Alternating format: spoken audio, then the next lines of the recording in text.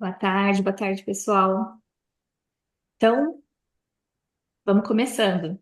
Retomando aqui nossa leitura, a gente está na página 27, no tópico Lacan encontra Saussure. Eu vou começar aqui e, mesmo esquema, qualquer coisa me interrompam, se eu não ver aí, vocês podem abrir o microfone para falar e a gente vai trocando um pouquinho, né, ao longo da leitura.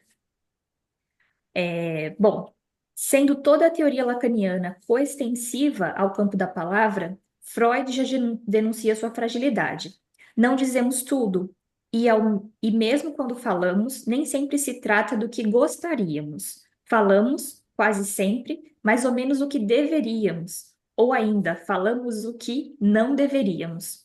É imerso nesse contexto que Lacan, em 1957, relê Freud, somado a acréscimos sussirianos. É, e é interessante também ver que tem uma leitura que o Saussure faz com relação a Freud também. Então, o Saussure já tinha esse interesse ali, é bem interessante. Depois eu vou resgatar o texto ali e mando para vocês. E o Lacan também trabalha com Saussure, né? Então, tem essa interlocução ali entre autores. E outro ponto que eu achei interessante aqui é que às vezes a gente costuma falar assim, ah, tem um efeito de nomear. É claro que a gente precisa nomear algumas coisas, então a gente vai usar o suporte do simbólico. Aqui, né, nesse momento, a gente está trabalhando muito com a cadeia simbólica, né, essa cadeia significante, mas a gente entender que tem algo ali da linguagem que tem a ver com o muro da linguagem. O Lacan fala sobre essa expressão, né, o muro da linguagem, algo que a linguagem não vai alcançar. Ainda que a gente tente, né, ela vai ter um ponto ali de tensão, de inflexão, em que a linguagem não alcança. Então, sempre a gente pensar que os registros, ainda que a gente esteja falando às vezes neles de forma separada, eles operam juntos. Então, a gente não fala ali só de imaginário, só de simbólico, só de real. Por isso que tem um pouco dessa crítica, até uma leitura mais hegeliana de que, então, estaríamos, né, nesse momento ali, o ultimíssimo Lacan, seria dessa clínica do real, né, algo que dá uma primazia do real. O Forbes fala muito sobre isso, e em nenhum momento o Lacan fez essa eleição entre eles, né? Tanto é que a ideia da interlocução dos registros, ele reforça lá em Caracas. Então, é impossível pensar neles de forma dissociada. Às vezes a gente separa mais de forma didática, e teve um momento, por exemplo, nesse começo, que foi importante o Lacan ter esse apoio, esse suporte do simbólico. Depois, ele vai começando a ver algumas limitações e vai incorporando, ele vai englobando outras teorias. Aí ele vai pegar o auxílio da lógica, da topologia, ele vai para pensar um pouco mais a ideia de real. Então é como se tudo isso fosse se complementando, né? Não, a gente não vê esses registros de forma separada. O psicanalista segue com a alusão, já modificada e não salientada, ao algoritmo de Saussure. Aparentemente, Lacan inverte o signo saussuriano, visto que no algoritmo da linguística, o significado, por convenção, aparece sobre o significante. Então, aqui a gente tem significante sobre significado com Lacan. Para Saussure, isso é o inverso. Então, é o significado sobre, né, a barrinha e o significante. No entanto, como já visto, para Saussure, o signo é composto por um círculo a dar-lhe unidade e as setas, que sobem e descem, indicam a falta de hierarquia e de lugar fixo entre os termos. Ou seja, tanto faz quem está acima ou abaixo na representação existente no curso de Linguística Geral. O que ele está falando isso é esse esquema que está na 26. A gente vê que tem, né, o significado em cima, o significante embaixo, e a gente tem duas setas. Então, mostrando ali, né, que não tem uma hierarquia entre esses lugares e não tem um lugar fixo. O que Lacan impõe, portanto, é uma fixação do significante sobre o significado, e assim a marca da primazia herdada da antropologia de Lévi-Strauss, inexistente na teoria do linguista. Para isso, ele tira as setas que garantiam a inversão dos lugares e também o círculo a contemplar sua unidade. Então, era juntinho, né? Tinha esse círculo englobando. O que antes apresentava duas faces de uma mesma moeda é substituído por dois algoritmos separados por uma barra, marca fundamental da resistência à significação, que caracteriza a linguagem na perspectiva do inconsciente. Quando ele fala dessa barra, a gente vai ler ela como essa barra resistente à significação. Então, o Lacan ele fala que a gente, enquanto analista, a gente vai atuar nessa barra que resiste à significação, propondo outras possíveis. Há, portanto, uma assimetria resultada da abundância do significante em detrimento da insuficiência dos significados. Aqui remarcando essa ideia de que não vai haver um significado último, um fim enquanto significado, porque a gente vai precisar de um e de outro e de outro e de outro, sempre com esse restinho do que não se pode ali ser significado. E é importante que tenham esses movimentos, né? Senão, quando a gente chegasse a um significado do ah, agora eu entendi por que que eu fico batendo a cabeça aqui nesse mesmo beco, tudo estaria resolvido. Mas não, né? Isso enquanto significado, aí a gente vai entender que também não está completo e vai precisar de outro e outro e outra leitura e outras articulações para a gente conseguir não cristalizar nesses sentidos. Senão a gente chega eu sou assim, eu sempre fui assim, e a gente, mesmo com trabalho analítico, chega num outro ponto e cristaliza. Eu era assim e agora eu sou assim. Então, tem uma coisa ali que vai precisar mexer. Senão, essa cristalização é uma das coisas que gera sofrimento. Isso acontece, por exemplo, a gente consegue ver isso em alguns processos de análise. A pessoa começa, tem ali um determinado sofrimento, a gente vai trabalhando isso, e aí ela começa a entender melhor ali por exemplo, vamos pensar dificuldade de dizer não. Então a pessoa começa, eu tenho dificuldade de dizer não, e é muito difícil. Aí ela vai para um outro extremo de agora eu digo não. E aí, se isso cristaliza também, vai ser na mesma dimensão do só de sim.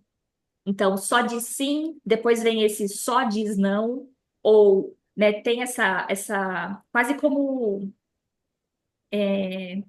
uma briga ali, né? Não, mas agora eu vou dizer não.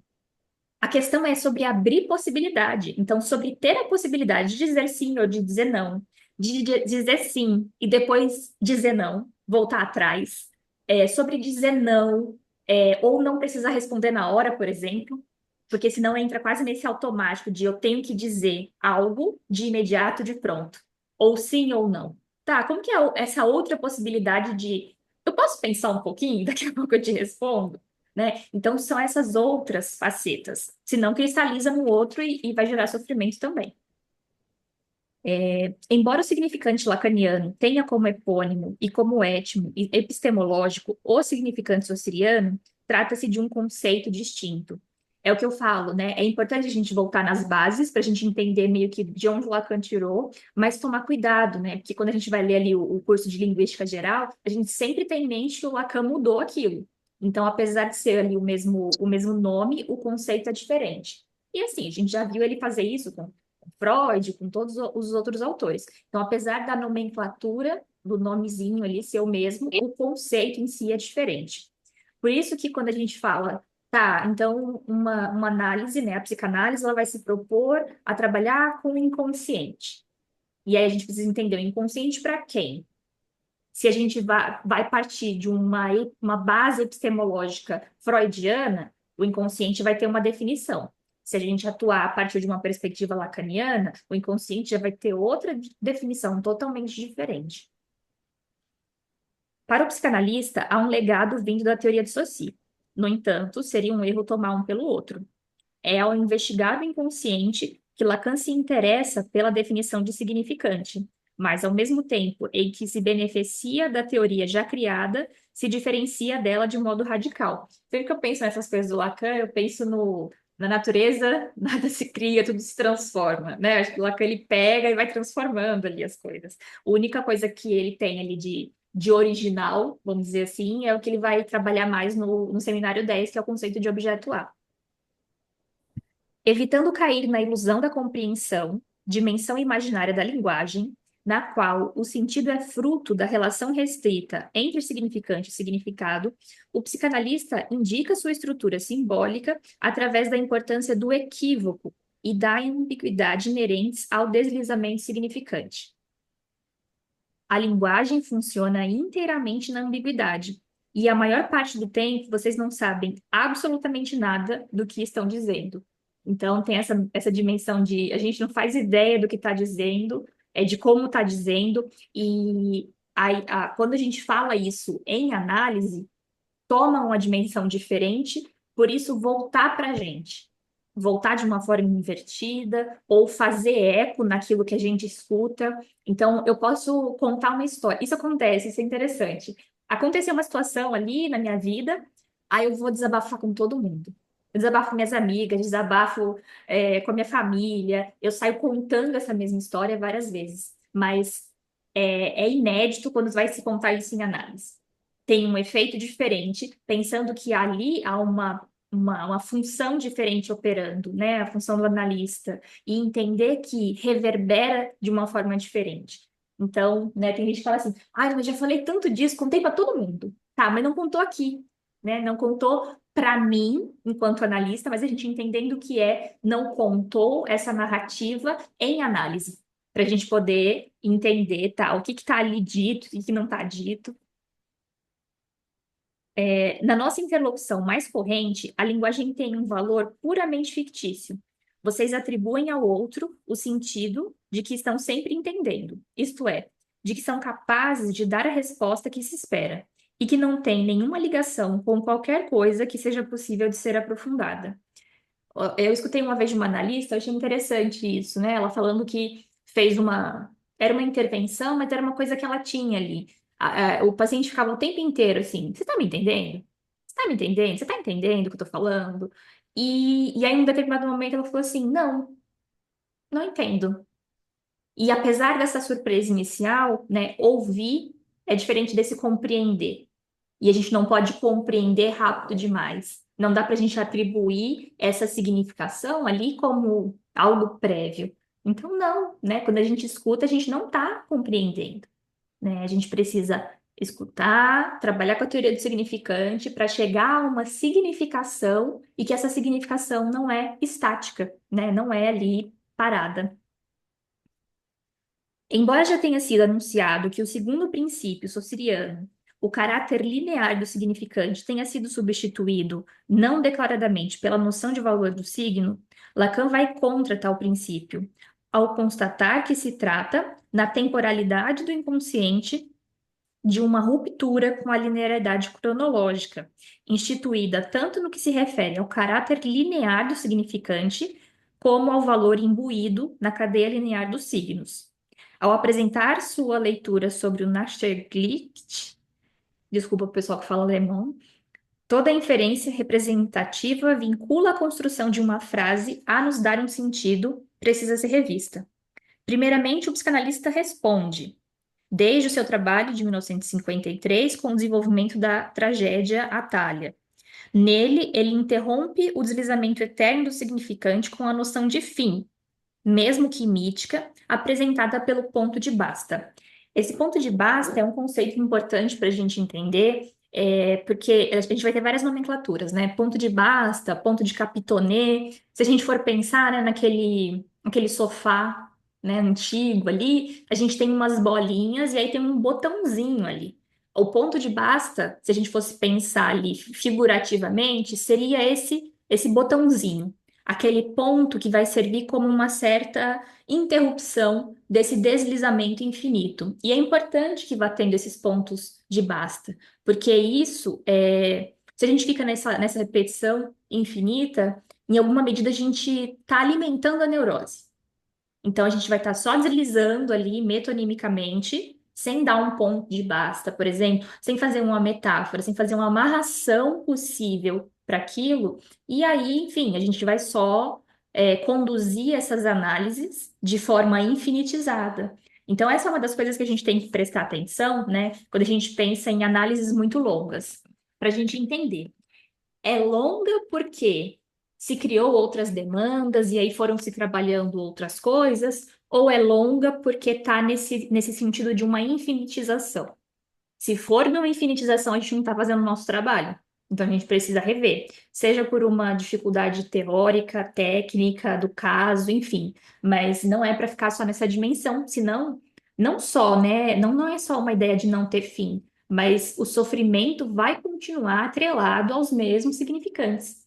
Seria como, né, falar ali em análise, mas sendo feitas intervenções, mas nenhuma que seja enquanto ato analítico, enquanto corte, né, aquele que separa ali significante de significado.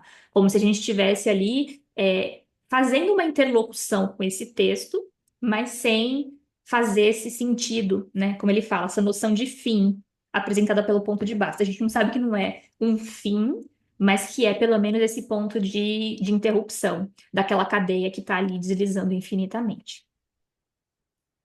Portanto, mesmo que de difícil representação, estamos diante de um tempo no qual o significante de Lacan se antecipa e também retroage para a construção de algum sentido, mesmo ele sendo sempre parcial, aquela propriedade, né, de antecipação e de retroação, diferenciando-se assim novamente do significante que compõe o signo linguístico, ou seja, um instante de ver, o tempo de compreender e o momento de concluir não são, como mostra Lacan, né, no texto O Tempo Lógico e a Asserção da Certeza Antecipada, de 45, evoluções sequenciais, lineares e cronológicas. Trata-se de duas escansões temporais definidas retroativamente e de três tempos a serem pensados como lógicos. Então, aqui quebrando um pouco essa noção de tempo cronológico, passado, presente e futuro. Então, a gente vai estar sempre, como eu falo aqui, né, brincando entre esses tempos. E é interessante como isso às vezes aparece enquanto tempo verbal, né? Eu sou, eu era, tem algo com relação a isso, né?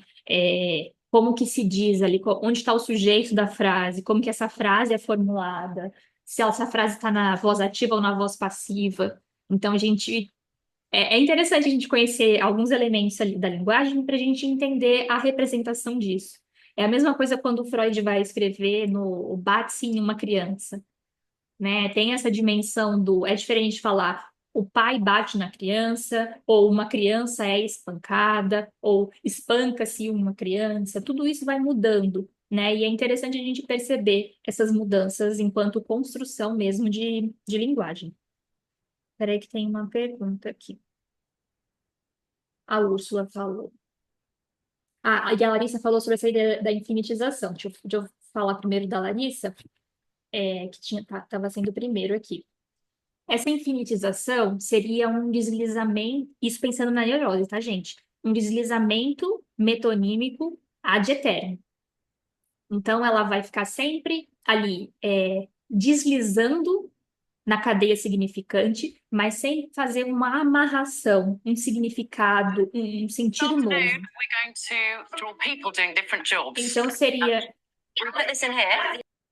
Então, seria como ficar falando daquele sofrimento ad eterno, sem que o analista consiga fazer uma intervenção enquanto ato analítico e que promova ali uma mudança na significação, uma mudança de posição discursiva. Seria mais ou menos isso. E por que que eu frisei na neurose? Porque que a gente está falando desse movimento, mas na psicose a gente vai pensar em infinitização, mas vai ser um pouco diferente, né? Tem essa ideia de uma infinitização, mas não necessariamente por deslizamentos. Então, é aquele discurso que começa e vai mesmo mudando de, por exemplo, campos semânticos. Então, tá falando do livro, aí vai falar do cachorro, aí vai falar. Isso se infinitiza. Ou uma infinitização a partir de algo enquanto um comportamento, né? Não comportamento puramente ali de linguagem, mas, por exemplo, tem alguns casos graves de psicose que essa infinitização vai sendo com relação a, por exemplo, um corte mesmo, né? Um corte na pele, e que esse corte pode ir indo, né, se repetindo ou aumentando a gravidade, a intensidade, ou, por exemplo, quando tem ali uma questão com o corpo, né? Um corpo que está, por exemplo, apodrecendo. E aí, uma possível solução que um discurso psicótico encontra para lidar com isso é, por exemplo, então está ficando podre, eu tenho que jogar fora. E aí isso vai infinitizando, se agravando nesse sentido. Então, quando a gente está falando aqui, a gente está falando de neurose, de uma infinitização que seria nesse sentido da articulação da cadeia metonímica sem sentido novo. E eu acho que tem até um pouco a ver com a pergunta da Úrsula. Posso pensar no ponto de basta como um fechamento de um novo sentido? E a infinitização seria sempre abrindo o sentido?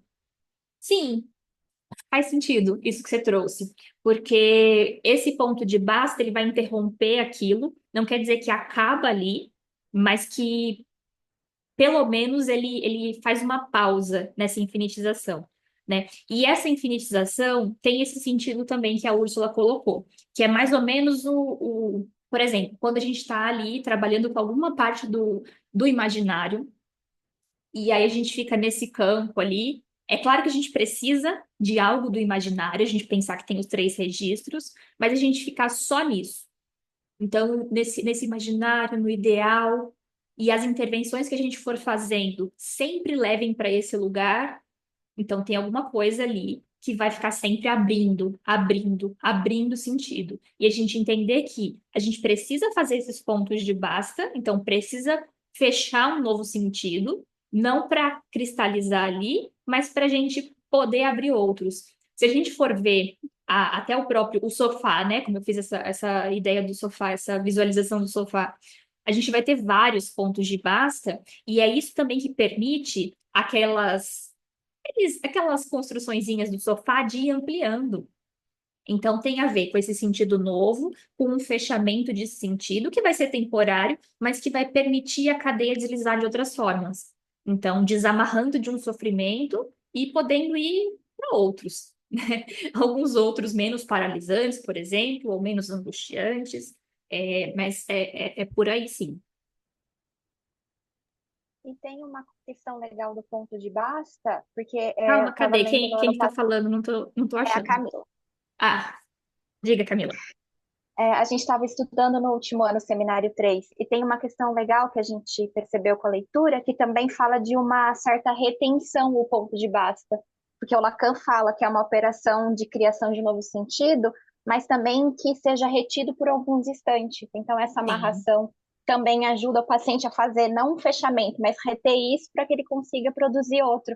Que eu acho que é um efeito legal, porque às vezes quando a gente pensa no sofá, a gente acha que amarrou e amarrou outro e amarrou, mas tem uma noção dessa retenção que é, pelo menos a gente discutiu e foi bem interessante.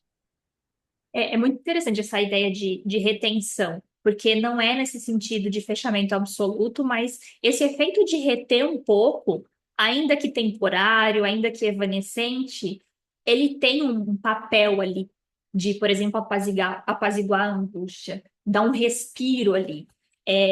Eu acho interessante a ideia de, por exemplo, às vezes eu brinco assim, nossa, a neurose está pegando. A neurose está pegando, é esse sentido ali de estar ad eterno. É, se a gente pensa, por exemplo, nossa, agora a minha neurose deu uma afrouxada, seria mais ou menos isso, esse efeito desse ponto de basta, né, dessa retenção de sentido. E aí, só a Camila falou, né, do seminário 3. Apesar dele chamar-se psicose, eu já falei aqui, gente, a gente aprende muito sobre neurose. Então, assim, seminário 3, queridíssimo. Qual a relação desse ponto de basta que faz o analista e o ponto de basta como significante nome do pai que estrutura a neurose? Não entendi exatamente o que você quer saber, Ana. Se você puder ligar o microfone, se tiver com Vou ligar, condições, tá ouvindo? pronto. Tô. Me Porque explica eu aí um pouquinho o pensei, que que você pensou. porque eu pensei no, porque na psicose não tem essa mesma estruturação, né? Não teria esse significante de nome do pai, né, para fazer a estruturação do saber psicótico, diferente da estruturação do saber do neurótico. E como você falou, ponto de basta, me fez pensar nisso, né? Que na psicose, que na neurose é um ponto de basta, o ponto de Capton, também, se eu não me engano, o Lacan fala assim, Capton, diferente na captonê. neuro. Isso, capitania, isso. Diferente na psicose. Aí é como você falou, o ponto de basta, como uma função feita por nós, ali com o paciente, a minha pergunta foi: tem alguma relação disso que a gente produz como um ponto de basta, né, no nosso fazer analítico ali, e esse ponto de basta já estruturante da neurose, que é o nome do pai? Entendeu a minha pergunta? Eu Desse acho que sim. ponto? Veja se é por aqui. É como se você Tá, tivesse. Na neurose é de um jeito e na psicose é de um outro. sim. Na minha leitura, você está fazendo uma metáfora. Então, por exemplo, esse significante do nome do pai na psicose seria uma metáfora ou algo parecido com o ponto de base na neurose. Seria isso? Não, não, porque como você disse, peraí, deixa eu ver, tá aqui. Eu A posso dar gente um faz o ponto. pitaco. Pode, Posso, por posso dar favor. um pitaco. É, é, então,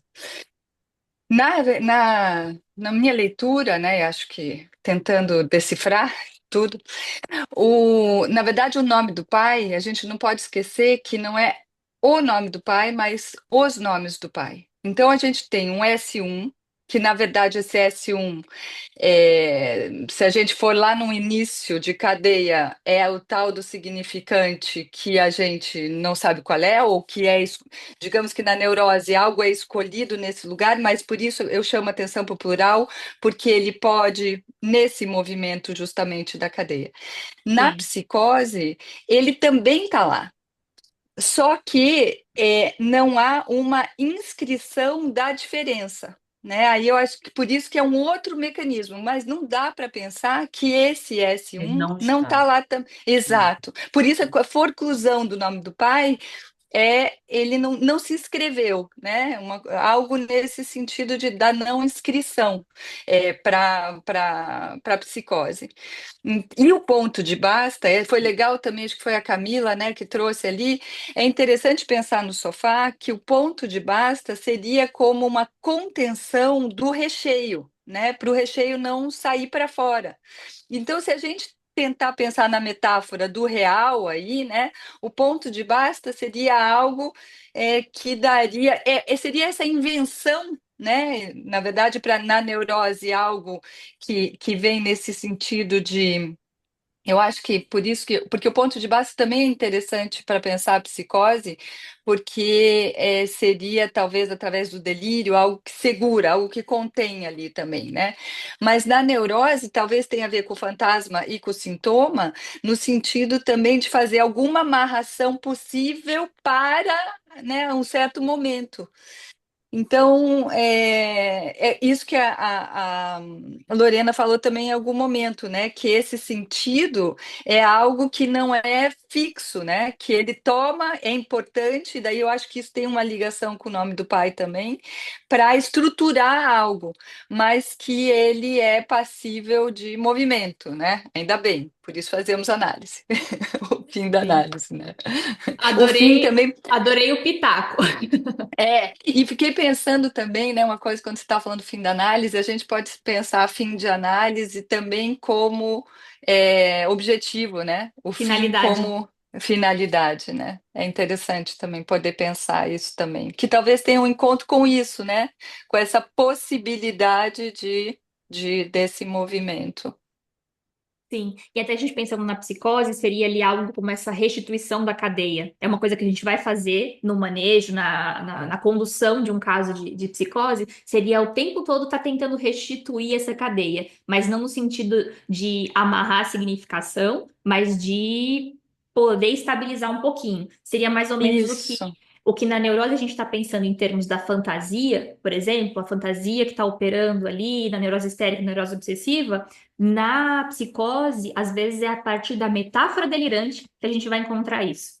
E aí, por Uhum, exemplo, mesmo a gente tendo essa metáfora delirante, beleza, estabilizou um pouquinho. Então, estabilizou essa cadeia. Qualquer elemento que sai, a gente vai precisar restituir em termos dessa metáfora delirante. Então, a partir dessa regra que está operando ali na psicose, a gente entender que pode ser que tenha um substituto. Então, por exemplo, isso. né? Por exemplo, a gente pensando ah, num barulho, um barulho ensurdecedor que não passa, e que parece que tem uma feira na cabeça, e a gente pensar, tá, o que que pode ser que reestruture um pouquinho esse silêncio, né? Ou algum barulho mais possível, né? Tá, um fone de ouvido? Uma música que se gosta, né? Como que é pensar nisso? Isso seria uma possibilidade de a gente continuar nesse sentido da metáfora delirante, mas oferecendo alguns substitutos possíveis ou algumas interlocuções. Ou, por exemplo, como que é trabalhar num lugar então que tem muito barulho? Vai ter barulho externo da realidade. Uma fábrica, por exemplo. E aí, como que isso pode, de alguma medida, apaziguar um pouquinho essa voz, esse barulho que fica na cabeça? Então, tem barulho do ambiente, barulho da cabeça. Seriam formas da gente ir restituindo essa cadeia. E percebem que são coisas muito mais palpáveis nesse sentido do que quando a gente faz uma intervenção na neurose, por exemplo. Então, é interessante que quando a gente pensa, né, o secretário do alienado, a gente vai falando isso, repetindo, mas se a gente for pensar, o que que uma secretária faz na nossa vida, um secretário faz na nossa vida? Facilita a nossa vida. Então, em alguma medida, a gente vai estar facilitando com que uma pessoa com uma estrutura psicótica habite melhor o mundo, viva melhor as questões da realidade ali, dos fatos mesmo, né? Para além da realidade discursiva, mas essa pessoa precisa estar inserida ali, né? Precisa se relacionar melhor com as pessoas, com o trabalho, com o barulho, com tudo que vem ali acontecer. E daí, se a gente pensa na não inscrição da diferença, na psicose existe algo de que essa significação ela toma um corpo de não diferença, ou seja, né, por isso, né, a metáfora delirante, se você tem que encontrar uma outra que apazigue, mas que é difícil falar, mas é que não na psicose não tem a diferença. É quase uma invasão, né? Porque esse significado do outro tem um peso muito grande. Então, poder. E na neurose, não, né? Na neurose é um outro funcionamento, mas que também pode, né? Na verdade, a gente também na neurose, talvez a gente lembra, né? E na psicose a gente substitua para poder segurar. Sim, a gente pensar que não tem como a gente não estar relacionado ao outro. Então, na neurose, a gente vai poder entender como que é possível se relacionar com esse outro, por exemplo, sem estar alienado ao significante, sem se anular naquela relação. Mas a gente pensar que na psicose tem isso que a Gabi falou, tem uma invasão ali do outro. Então, em alguma medida, como que a gente se protege com relação a esse outro? Né? Como que a gente faz para que ele não invada tanto ou não invada desse jeito? Então, tem a ver um pouco com isso. Por exemplo, esse eu lembro, né? Um paciente que tinha uma questão com a televisão, né? Então ele achava que a televisão, de alguma medida, o via, né? Tá, então como que é poder tirar a televisão dali, então? Né? Não tá com essa televisão. Ou a televisão te vê por onde? Ah, ela me vê pela luzinha que fica acesa.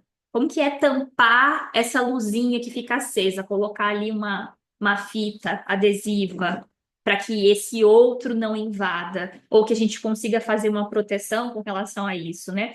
Na neurose, não é tanto sobre se proteger do outro, mas como que lidar um pouquinho melhor ali nessa relação com o outro. Tem uma pergunta aqui da Larissa. Como seria uma intervenção que fica no imaginário? Na verdade, o que eu falei seriam intervenções que fiquem só no imaginário. Seria quase como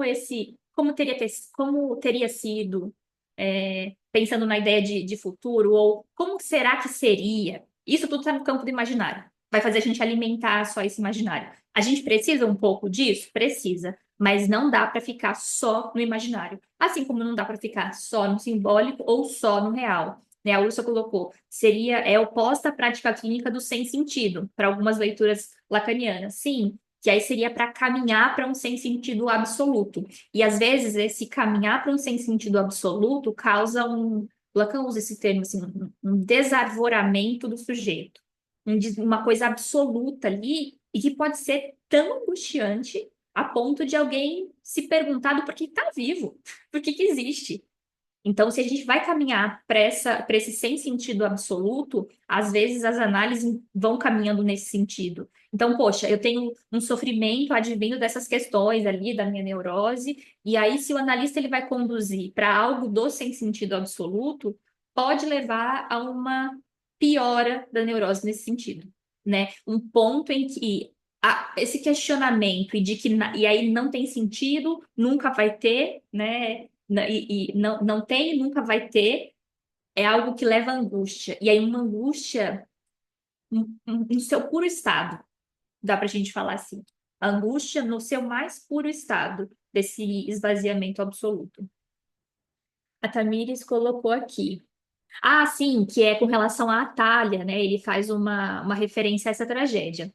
Aí a Tamires colocou: Atalha é uma peça que aborda os impasses da racionalidade do sentido, sempre submisso à linguagem, e, por conseguinte, à sua arbitrariedade. É sobre tudo que ele está falando aqui, né?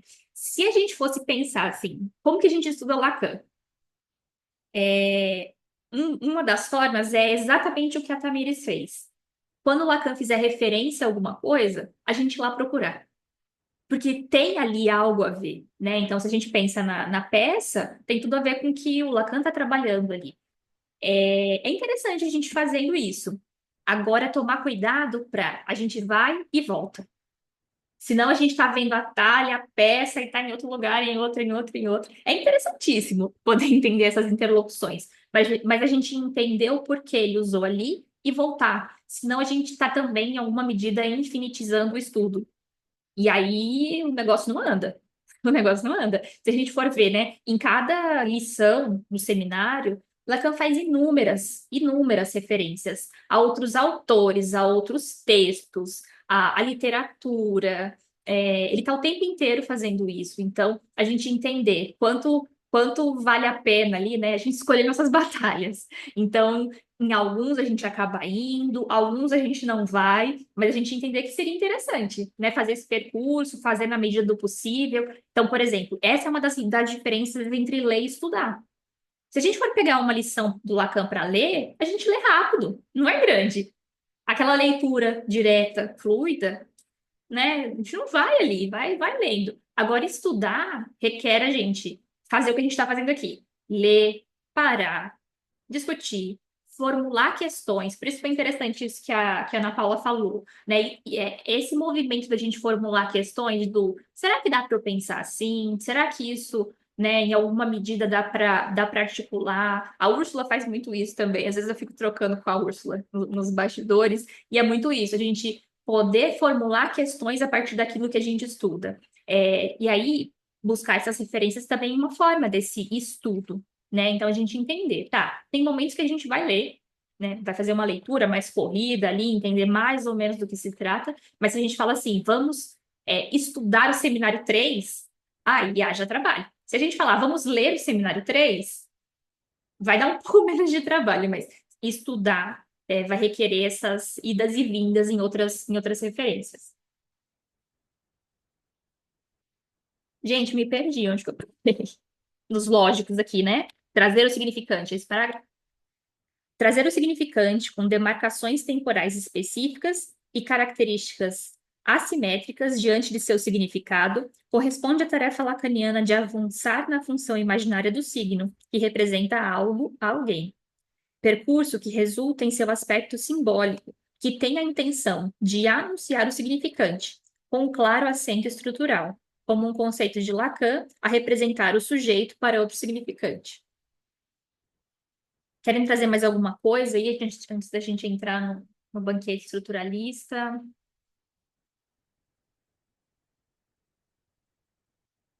Vou continuando mais um pouquinho, então. Ó, por exemplo, aqui ele fala de Deleuze. Deleuze tem uma importância ali grande em como Lacan vai articular algumas coisas, ele faz bastante referências a Deleuze. Então, por exemplo, ele falou aqui de Deleuze, e ele indicou um texto, né? A gente vai conseguir ver ali nas referências, é um texto de 1972, isso está na página 271. Então, se a gente tivesse todo o tempo do mundo, seria interessante a gente ir lá e ver, e ler esse texto, ver o que ele falou sobre isso. E essa é uma das diferenças também que eu, pelo menos, percebo, da importância da gente situar de onde a gente está tirando as coisas.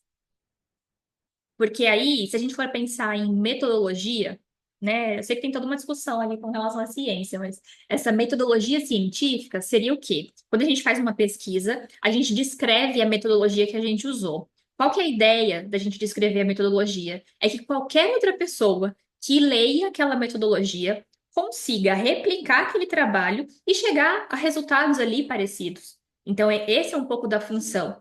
A partir do momento que a gente começa a estudar por autores, por materiais que dão para a gente a referência, falam, ó, eu tirei isso daqui, tá bom? A gente consegue refazer esse percurso, ir lá, poder ler, poder entender onde aquilo foi estruturado, foi constituído. O que que às vezes tem em algumas transmissões, e aí não só transmissão oral, transmissão escrita também, tá lá. Lacan disse, Lacan falou, Lacan escreveu, e a gente fala, onde? Onde que ele falou isso? Onde que ele escreveu isso? E às vezes, mesmo que a gente vá atrás e faça uma pesquisa vasta ali, fica difícil identificar. E a gente começa a se perguntar: será que ele falou isso mesmo? Será que ele disse isso mesmo? Será que ele escreveu isso mesmo em algum momento? Então, acho que a gente saiu um pouco desse, como se a palavra, como se a autoridade, não é nem a palavra, como se essa autoridade ou esse discurso do mestre, ele tivesse autoridade e validação por si mesmo. Porque aí fica nisso, né? O Freud construiu esse conceito assim. Ou tá, mas como que ele foi fazendo isso? Lacan disse isso em uma de suas conferências. Lacan tem inúmeras, são, né, anos ali da vida dele que ele foi fazendo as conferências e tudo mais. Então a gente entender que é interessante a gente ter um pouco desse rigor mesmo, de onde a gente está tirando as coisas. Bom, só um grande parênteses. Tá. Deleuze, ao tentar dar borda ao estruturalismo, salienta uma diversidade essencial na composição do tema, na medida em que diferentes campos do conhecimento sofreram influência direta dessa linha de pensamento. Para ilustrar, alguns dos reconhecidos intelectuais estruturalistas. Olha o tanto, hein? Um linguista como Jacobson, um sociólogo como Lévi-Strauss, um psicanalista como Jacques Lacan, um filósofo que renova a epistemologia como Foucault, um filósofo marxista que retoma o problema da interpretação do marxismo como Althusser, um crítico literário como Barthes, escritores como o grupo Tolkien e por aí vai, né? Então, se a gente for pensar só no campo da linguística, a gente tem inúmeros autores que o Lacan recorreu. No campo da matemática, tem inúmeros autores que ele recorreu, e em cada um desses. Diga, Gabi. Pois é, eu botei aí uma tradução automática de uma citação de um livro que é Freud e a Linguagem. O livro é em francês, é um colóquio que teve. Mas vejam ali no segundo parágrafo o que diz, né? Lembremo-nos das datas dos quatro pensadores, se não inseparáveis uns dos outros, pelo menos no diálogo intelectual. Freud, 1856-1939. Saussure, 1857-1913. Benveniste, 1902-1976, né? Ou 8.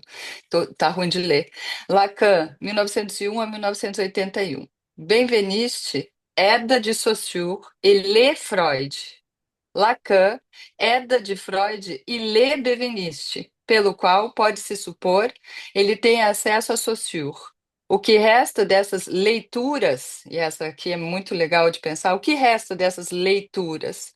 A leitura de Benveniste para Lacan continua sendo uma questão que nunca foi tratada e deixaremos aqui de lado, cuidaremos apenas. É um livro muito, muito interessante, mas que marca como, já desde Freud, a questão dos círculos linguísticos e como isso que você está trazendo agora, né, que a Luciana está trazendo, essa que não existe uma pureza, que é uma contaminação mesmo, né, de um pensamento que vem em outro, que eles se leem, eles, né? Então a gente às vezes acha que tem essa coisa do gênio, né, que sai do nada. E tem toda essa, né, o ambiente, a história, o que estava acontecendo e o quanto eles mesmos se leem, né? Eu acho essa citação incrível. Sim, mostra como um pensamento vai influenciando o outro. Isso não tira a genialidade de cada um deles. E eu acho que eu vejo como se fosse isso justamente que fizesse o conhecimento avançar. Então, por Uhum. exemplo, em alguma medida, o que a gente está fazendo aqui agora é também fazendo uma leitura que faz sentido com relação a esses restos de Lacan, restos de Benveniste, e pensando na clínica atual e nos autores de psicanálise contemporânea, e contrapondo tudo isso. É aí que está a riqueza. Senão a gente estaria ainda lendo Freud enquanto Bíblia, né? De é isso, a psicanálise é isso. Aí vem outro e fala, tá, mas aí tem um outro autor aqui da minha contemporaneidade falando isso. Vamos tentar articular. É articulável? Não é? Até certo ponto é. Então, é isso que faz a psicanálise ter essa vivacidade que ela tem. Então, a partir do momento que a gente faz um estudo no sentido de só, então eu vou em Lacan, na verdade de Lacan, nos textos de Lacan, a gente não está contribuindo também para o campo psicanalítico. Por isso que eu falei, né? Não é um grupo de leitura, é um grupo de leitura e discussão. Porque é justamente isso, a gente pensando no nosso papel mesmo como psicanalista, é tensionar essas leituras, é interrogar essas leituras. Por isso que, por exemplo, para mim não faz sentido estar em um espaço onde não se pode questionar esse discurso. Não se pode questionar Lacan, não se pode questionar os grandes autores da psicanálise, porque questioná-los não é tirar a importância deles, não é invalidar o que eles produziram, pelo contrário, é poder atualizar a partir dos nossos efeitos de leitura. E aí a gente não está falando, então a minha leitura está certa, porque é o que acontece, por exemplo, às vezes, quando a gente pensa na produção do Alfredo. O Alfredo ele fala, galera, eu li Lacan e a partir da minha leitura, o efeito de leitura que isso teve foi eu pensar essas coisas. Senão se a gente fosse pensar, fazer uma metáfora com o que a gente falou do ponto de basta, seria como se fosse atribuir um sentido absoluto, né? Então, pronto. Então, o Alfredo tem a verdade sobre esse conhecimento. E não, é um efeito de leitura. Então, a gente fazer esse movimento também de concordar com partes e discordar de outras, vai fazendo com que a gente se posicione no campo psicanalítico como atores mesmo, como um campo vivo, que não está ali interessado só em reproduzir esses conceitos, mas em pensar na atualidade deles, como que eles se aplicam. E aí, às vezes, tem uma crítica, né? Por exemplo, hoje a gente tem condições de mundo diferente, de sociedade muito diferente. E aí, se a gente pensa, né, na utilização desses conceitos, às vezes no tempo de hoje, fica um pouco difícil pensar. Então, e aí, às vezes, as pessoas que começam a fazer esses questionamentos são rechaçadas do campo psicanalítico. E aí, qual que é o argumento? Não, mas isso não é psicanálise. Em alguma medida, por exemplo, quando Lacan começou a falar, não, mas tem a ver com linguagem, tem a ver com isso, o inconsciente não é isso, podia alguém falar, tá, mas isso não é psicanálise. Psicanálise é o que Freud propôs. Então, em alguma medida também, atualmente, quando as pessoas começam a falar, gente, a gente precisa estudar aqui umas outras coisas. E aí entra nesse campo. Não, isso não é psicanálise. É, né? Poder tensionar isso, questionar isso e avançar com isso, tá dentro desse campo, tá dentro desse estudo. Ou também, né, uma coisa que a gente escuta, que desde Lacan ele fala também sobre isso, isso é teoria. Isso é só É, teoria. Como se a gente não lesse, né, em análise a partir de uma teoria, né? sim, Então, ou o intelectualismo, né? A crítica ao Lacan na época era a questão do intelectualismo, né? E aí ele fala da importância, né? De se pensar, de ler, né? De questionar, de abrir, até porque a linguagem é isso, né? Ela nunca fecha, não tem esse saber absoluto, né? sim. É o que o E Tamires é o colocou nosso aqui, né? Pode concluir, Tamires, Gabi. não, e que é sobre isso, né? Não é sobre certo e errado, né? Exatamente. Sobre É, como aquilo se articula com o que você está construindo. sim. Exatamente. Que foi o que a Tamires falou, né? Não é sobre certo e errado, mas como aquilo se articula com o que você está construindo. E às vezes com o que a gente precisa construir, né? Para poder ampliar, né? Eu vejo, né, por exemplo, a questão do Freud. Quando ele fala sobre sonho, a gente pensa ali, né? A revisão de literatura que ele faz sobre o sonho é vastíssima. Então, ele também foi em outros autores para poder pensar aquilo que ele vai colocar. Então, o sonho para psicanálise tem a ver com isso. E aí o Lacan fala, né? Então, o Freud estabeleceu o sonho dessa forma. Como que a gente pensa ele dessa outra e dessa outra? Então, é isso que vai, no final das contas, operar com o nosso trabalho. E a Gabi falou dessa coisa do intelectual, né, ou do teórico, e a gente pensar que algumas pessoas fazem a opção por serem teóricos da psicanálise e ficar somente nesse campo.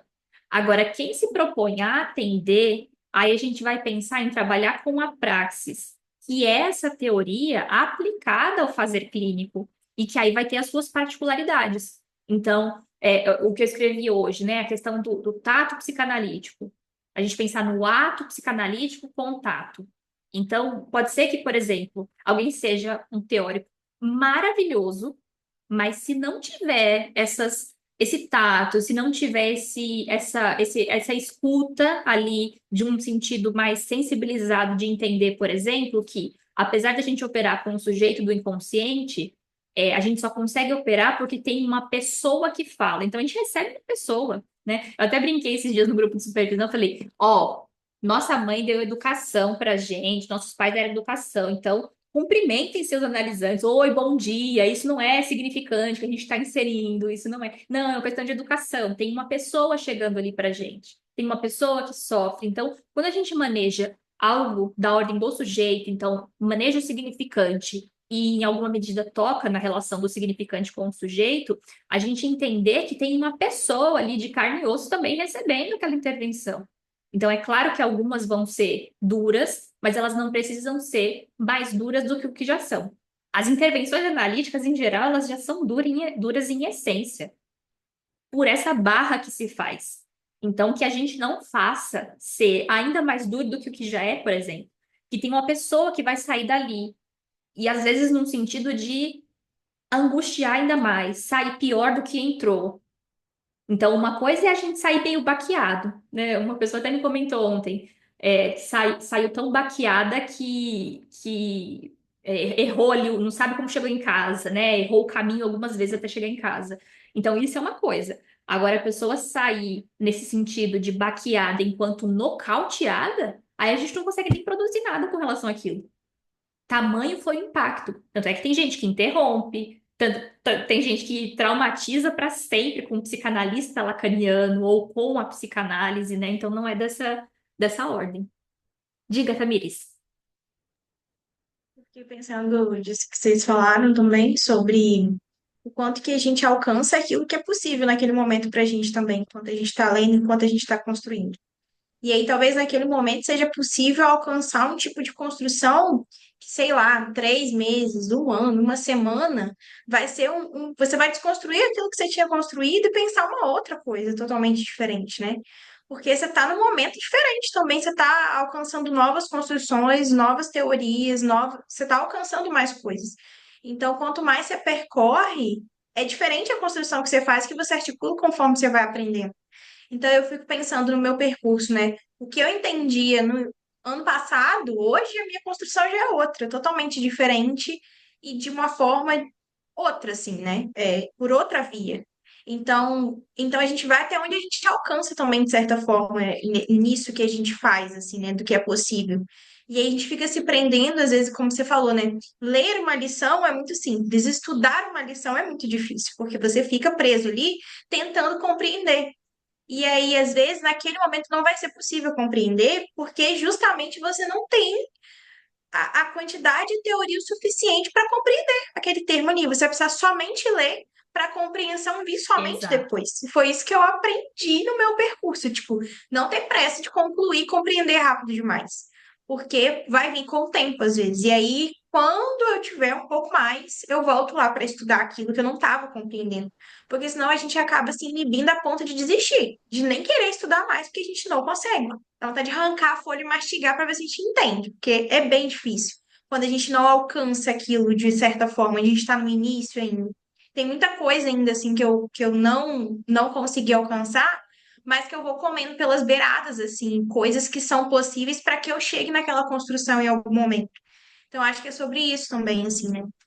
É muito interessante o que você falou, e aí quando você foi falando, eu fui pensando exatamente no extremo disso. E aí você cantou a bola aí, eu acho, só acho interessante retomar.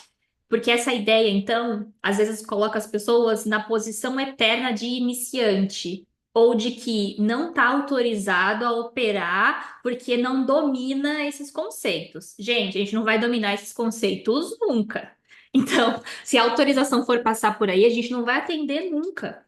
Entender que é claro que tem alguns certos requisitos ali que a gente precisa compreender, até para passar por esse momento de autorização, de atender às vezes um caso, e depois ir repensando, né, e vendo como que é esse andamento da clínica, mas entender que não vai se tratar sobre, então, se eu tenho um tempo menor de percurso, eu tenho menos recursos a oferecer ao meu analisante, então ele poderia estar com um analista melhor. A gente entender que, para aquele caso, vai haver um analista e um analisante. A gente vai operar dentro da técnica e da teoria que a gente suporta ali. Mas a gente está esquecendo, então, da transferência. Então, às vezes, uma análise com um analista que tem menos tempo de percurso é o que funciona para uma pessoa e que, às vezes, um analista de muitos anos de clínica não vai funcionar. Não é sobre esse tempo do percurso ou deter todos esses conhecimentos, essas ferramentas para ir poder atender, porque a gente vai também se formando ao longo disso. Então, em alguma medida, a gente precisa ter a formação para poder atender, mas é atendendo que a gente tem a formação. Então, como que, se a gente não atende, também não se dispõe, não passa por esse ponto, a gente nunca vai se formar. Ainda que, aí que eu falei, né? Pode ser que a gente vá avançando ali na teoria, mas entender que a dimensão do atendimento, né, da gente enquanto nessa função de analista que recebe esses pacientes, ali vai haver a transferência e as coisas vão tomar uma outra dimensão. A Larissa falou dessa frase, né? Eu acho ela muito interessante também. Que não dá para entrar duas vezes no mesmo rio. Eu falo, às vezes, com relação à leitura, né? A gente nunca lê o mesmo livro, a gente nunca lê o mesmo livro duas vezes, porque a gente está diferente. Então, tem um pouco a ver com isso. Bom, deu nossa hora. A gente parou aqui na 29 e a gente se vê na semana que vem. Obrigada, viu, gente? Beijo. Beijo, obrigada.